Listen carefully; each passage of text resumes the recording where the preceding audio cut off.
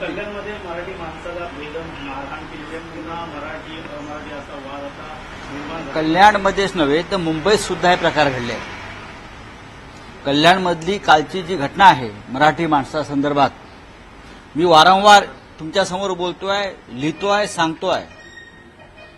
कल्याणमध्ये मराठी माणसावर परप्रांतीयांनी काल हल्ले केले. मराठी माणसं घाणेरडी आहेत.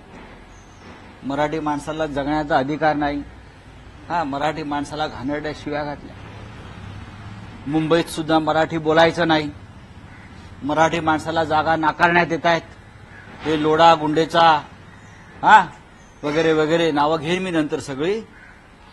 ही हिंमत ज्या महाराष्ट्रामध्ये हिंदुहृदय सम्राट बाळासाहेब ठाकरे यांनी मराठी माणसासाठी जी शिवसेना निर्माण केली, मराठी माणसाच्या हक्कासाठी, भारतीय जनता पक्षानं नरेंद्र मोदी, अमित शहा, देवेंद्र फडणवीस यांनी मराठी माणसाची संघटना फोडून महाराष्ट्र आणि मराठी माणूस कमजोर केला.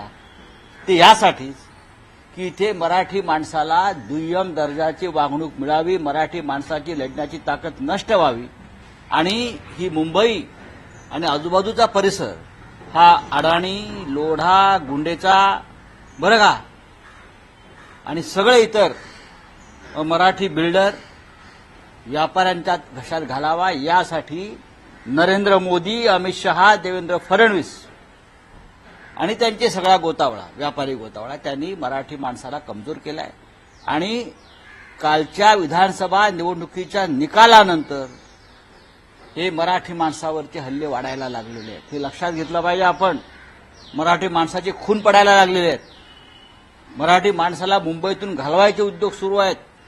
ठाणे, कल्याण, डोंबिवलीतून सुद्धा मराठी माणसाने राहू नये अशा प्रकारचं वातावरण निर्माण केलं. याचं कारण शिवसेना तोडली, शिवसेना कमजोर केली. पण स्वतःला जे शिवसेना म्हणून जे समजतायत, नरेंद्र मोदी आणि अमित शहाने ज्यांच्या हातामध्ये शिवसेना आणि चिन्ह दिलं ते नामर्द लोक जे आहेत सरकारमध्ये बसलेले, शिवसेना म्हणून नामर्द लोक आहेत, त्यांना कालच्या कल्याणमधल्या घटनेची वेदना टोचते आहे का? आम्ही बघू काय करायचं ते. मराठी माणसाच्या संदर्भात ज्यांना ही वेदना आहे त्यांनी एकत्र आलं पाहिजे असं मी वारंवार सांगतो. एकनाथ शिंदे असतील, अजित पवार यासोबत का नामर्द आहेत. का बोलत नाही? हे नामर्द आहेत. हे सत्तेसाठी लाचार आहेत. त्यांनी बाळासाहेब ठाकरेंची मराठी माणसाची संघटना फोडायला मदत केली. हे लाचार आहेत. यांनी महाराष्ट्राचं, मराठी माणसाचं नुकसान केलेलं आहे. बरं का, मला जेव्हा ईडीनं अटक केली तेव्हा माझं वाक्य आहे, महाराष्ट्र कमजोर होतोय पेढे वाटा म्हणून. प्रत्येक मराठी माणसाविषयी बोलणाऱ्या प्रत्येक संस्था, संघटना, व्यक्तीवरती हे हल्ले सुरू आहेत. आणि हे फार मोठं राष्ट्रीय कारस्थान.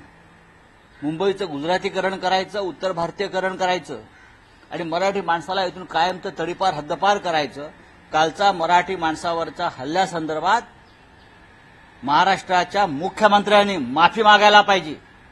आपण महाराष्ट्राच्या मराठी माणसाचे प्रतिनिधी आहात ना, तुम्हाला लाज वाटली पाहिजे. उपमुख्यमंत्री आहेत 2, स्वतःला कसले मराठी समजताय तुम्ही? लाज वाटली पाहिजे तुम्हाला. राज ठाकरेंनी या संदर्भात काहीच बोलले नाही. का वाटतंय कधी फक्त ते भारतीय जनता पक्षाबरोबर आहेत. ते भारतीय जनता पक्षाची भूमिका जी आहे ते पुढे नेते. भारतीय जनता पक्षाची भूमिका महाराष्ट्रातून मराठी माणसाला नष्ट करण्यासंदर्भातली आहे. लाज वाटली पाहिजे या सगळ्यांना. मराठी म्हणून आपण स्वतःला म्हणून घेता. हा छत्रपती शिवाजी महाराजांचा महाराष्ट्र, बाळासाहेब ठाकरेंचा महाराष्ट्र हा. आणि काय अवस्था आहे मराठी माणसाची बोला. भाजपच्या कार्यकर्त्यांनी काल हल्ला चढवला काँग्रेसच्या कार्यालयावर. आता त्यांच्याकडे एवढी मोठी ताकद यायला लागली. कसं सत्तेचा हा गैरवापर सत्तेची मस्ती आहे. डॉक्टर बाबासाहेब आंबेडकर, महामानव, भारतरत्न यांच्या संदर्भात देशाचे गृहमंत्री अमित शहा अपशब्द काढतात आणि त्याविरुद्ध आवाज उठवलेला राजकीय पक्ष, संघटनांवरती असे हल्ले केले जातात. ही सत्तेची मस्ती आहे. पण ही मस्ती जी आहे इतिहासामध्ये असे अनेक दाखले आहेत. हुकुमशाही आणि असे मस्तवाल लोक हे नष्ट झालेले आहेत. आज काँग्रेसच्या कार्यालयावर हल्ला चढवला. भविष्यात आता महाविकास आघाडीच्या कार्यालय देखील टार्गेट देतात. संविधान बाबासाहेब आंबेडकर, आम्ही संविधान वाचवण्यासाठी झगडतो आहोत. भविष्यात कोणावरती हल्ला करणार? आमच्यावर. त्यांचे 100 बाप खाली उतरायला पाहिजे. मी असतो ना दिल्लीत एकटा, आमची सगळी सुरक्षा व्यवस्था काढून घेतलेली आहे. आम्ही जण भीक मागत बसलो नाही आम्हाला सुरक्षा द्या म्हणून. हिंमत असेल त्याच्या अंगावर शिवसेनेवरती हल्ले करणार हे पाहू. त्यांनी मराठी माणसावर नक्कीच हल्ले केले, सुरू केलेले आहेत. ही त्यांची सुरुवात, हा त्यांचा अंत आहे. मराठी माणसावरचे हल्ले ही जी सुरुवात आहे त्यांची सत्तेच्या मस्तवालपणाच्या, भाजपच्या अंताची सुरुवात आहे. सर, भारत जोडो न्याय यात्रा झाली होती. आपण महाविकास आघाडी म्हणूनही पाठिंबा दिला होता, पण आता मुख्यमंत्री म्हणतात भारत जोडो न्याय यात्रेमध्ये नक्षलवादी, अर्बन नक्षलवादी सामील झाले. ठीक आहे, मुख्यमंत्री काय बोलतात त्याच्याकडे फार लक्ष देऊ नका. महाराष्ट्रामध्ये किंवा देशामध्ये नक्षलवाद पूर्ण संपलाय असं अमित शहा एका बाजूला म्हणतात. नक्षलवादी कोण? अमोल पालेकर नक्षलवादी होते का? बाबा आढाव नक्षलवादी होते? संजय राऊतांसारखे अनेक लोक, आर्मी ऑफिसर, अनेक निवृत्त आर्मी अधिकारी ज्यांनी देशासाठी रक्त सांडले, गोळ्या झेललेल्या आहेत, हे सगळे नक्षलवादी होते का? तुम्हाला या देशाचं काय करायचं आहे? तुम्ही नक्षलवादी कोणाला म्हणताय? अतिरेकी कोणाला म्हणताय? तुमच्या अवतीभोवतीचे भ्रष्टाचारी आहेत ना, आधी त्यांचा बंदोबस्त करा. सर, ना सीसीटीवी ना कोई वीडियो, फिर भी राहुल गांधी पर मामला दर्ज हुआ है सर. देखो, सरकार उनकी है, सत्ता उनकी है. मैं कल राहुल गांधी जी के साथ था, आपने देखा होगा वीडियो. मैं राहुल जी के साथ था. बाद में हम पार्लियामेंट चले गए, राहुल गांधी वहां मौजूद नहीं थे, हम लोग सब अंदर चले गए. राहुल जी थे, प्रियंका जी थी, सभी कांग्रेस के थे और इंडिया ग्रुप के सभी लोग थे वहां. हम जा रहे थे. मैं ये जो मिस्टर सारंगी है और राजपूत है उनको पहचानता हूं. सारंगी का बैकग्राउंड आप एक बार देख लीजिए. ऐसे नौटंकी करने में ये लोग नंबर 1 है. उनको ड्रामा थिएटर का पुरस्कार मिलना चाहिए, अवार्ड मिलना चाहिए. नाटक कंपनी का ये लोगों को, ये नाट्यशाला है. भारतीय जनता पार्टी ये नाट्यशाला है. हमारे मराठी में बोलता है नटरंगी नार. ये नटरंगी नार है, ये नाट्यशाला है. उनका नाटक बंद होगा. अजित पवार पर सवाल उठा रहे थे, घोटाले के आरोप लगा रहे थे. कल वही देवेंद्र फडणवीस ने कहा है कि Ajit Pawar permanent deputy CM रहे, लेकिन वो एक दिन सीएम बनेंगे. नहीं, प्रधानमंत्री भी बन सकते. अगर देवेंद्र फडणवीस चाहते हैं एक दिन वो सीएम बनेंगे तो शायद वो प्रधानमंत्री भी बन सकते हैं. प्रधानमंत्री बनेंगे, क्या क्या बन सकते हैं. और एकनाथ शिंदे भी बनेंगे. फिर आप क्या करोगे? आपको भी तो प्रधानमंत्री बनना है ना, देवेंद्र जी को. सर, मोहन भागवतांनी मोठं वक्तव्य केलेलं आहे, भाजपचे कान टोचलेले आहे. राम मंदिर बांधणं म्हणजे बघा, भागवतांच्या कान टोचण्याला काय अर्थ नाही. कान टोचणं, कानाला भोकं पाडणं, याच लोकांनी भाजपला सत्तेवरती आणलं, हे लक्षात घ्या.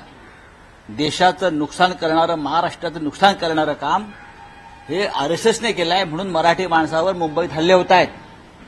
तेव्हा भागवतांच्या कान टोचण्याकडे फार लक्ष देऊ नका. ज्यांच्यावर तुम्ही भ्रष्टाचाराचे आरोप केले संघानं आणि ज्यांच्यामुळे आम्ही पराभूत झालो लोकसभेला, असा अजित पवारांवरती आपण आरोप केला, त्या अजित पवारांना तुम्ही बौद्धिकाला बोलवता, बौद्धिक घ्यायला बोलवता त्यांचे लोक, आणि त्यांचा प्रचार केला तुम्ही विधानसभेत.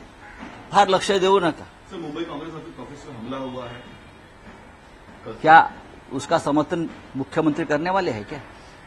एक पॉलिटिकल पार्टी, एक राष्ट्रीय पार्टी है कांग्रेस, जिस पार्टी ने देश के स्वतंत्रता संग्राम में सबसे बड़ा योगदान दिया है. बीजेपी का योगदान नहीं है, आरएसएस का कोई योगदान नहीं है, कांग्रेस का योगदान है स्वतंत्रता संग्राम में. ऐसे पार्टी के मुंबई के कार्यालय में जिस तरह से भाजपा के गुंडे कल हड़कंप मचा रहे थे, हल्ला बोल कर रहे थे, क्या इस राज्य के मुख्यमंत्री उसका समर्थन करने जा रहे? शर्म आनी चाहिए. सर, मसाजोगचे जे सरपंच संतोष देशमुख यांचा अहवाल समोर आला, संपन्न गंभीर दुखापत. त्यांचा अत्यंत गंभीर गोष्ट आहे. आणि जितेंद्र आव्हाड, आमदार सुरेश धस हे जे मागणी करतायत की मुख्य आरोपीला अटक करा, ते अद्याप का अटक होत नाही. आणि मुख्य आरोपीला पाठीशी घालणारे त्याचे जे बाहुबली आहेत ते देवेंद्र फडणवीस यांच्याबरोबर मंत्रिमंडळात मांडीला मांडी लावून बसलेले. हे महाराष्ट्रावर राज्य करणार आणि हे महाराष्ट्राला शांतपणा देणार. चला, थँक्यू. हे सरकार आल्यापासून आतापर्यंत 20 जणांचा दुर्दैवी मृत्यू झालेला आहे. दुर्दैवी मृत्यूने हत्या झालेल्या आहेत. हे काल बोटीचा अपघात झाला वगैरे सोडा, हे अपशकुनी सरकार. पण महाराष्ट्रात जिल्ह्यात गावागावामध्ये हल्ले, हत्या, दरोडे यांना ऊत आलेला आहे. काल मराठी माणसाची कल्याणमध्ये हत्याच होणार होती, ते वाचले. मुंबईमध्ये ठिकठिकाणी मराठी माणसांवर हल्ले करण्याची कारस्थानं रचली जात आहेत. आमचं लक्ष आहे, आमच्याकडे माहिती येते. कल्याणमध्ये सुरुवात लक्षात घ्या. सर, हे सगळं हिंदी में जानना चाहेंगे आहे आणि हाँ बोलिए. सर यही सवाल हिंदी में जानना चाहेंगे सर. क्या कल्याण मध्ये सर कल्याण में जो है एक मराठी फैमिली कल्याण में देखिए मुंबई है, कल्याण भी मुंबई का हिस्सा है. कल्याण हो, डोंबिवली हो, अमरनाथ हो, ये जो लोग आते हैं बाहर से, हम उनको स्वीकार करते हैं. लेकिन महाराष्ट्र में बीजेपी की सरकार आने के बाद उनकी हिम्मत ये बढ़ गई है कि ये मराठी लोगों को ही मुंबई से निकालना चाहते हैं. कल्याण में एक मराठी फैमिली के ऊपर हमला हुआ, इसलिए हमला हुआ कि वो मांसाहार करते हैं. हाँ, वो मांस मच्छी खाते हैं. अगर मांस मच्छी खाते हैं तो उसमें क्या गुनाह है क्या? हम क्षत्रिय लोग हैं, मराठी लोग हैं, हम तो खाएंगे. हम देश की रक्षा करने वाले लोग हैं, तो दाल रोटी खाकर रक्षा करेंगे देश की. आप तो भगोड़े हो सब लोग, आप रणछोड़ दास हो, तो आप हमारे पे हाथ उठाएंगे तो हाथ काट कर फेंक देंगे.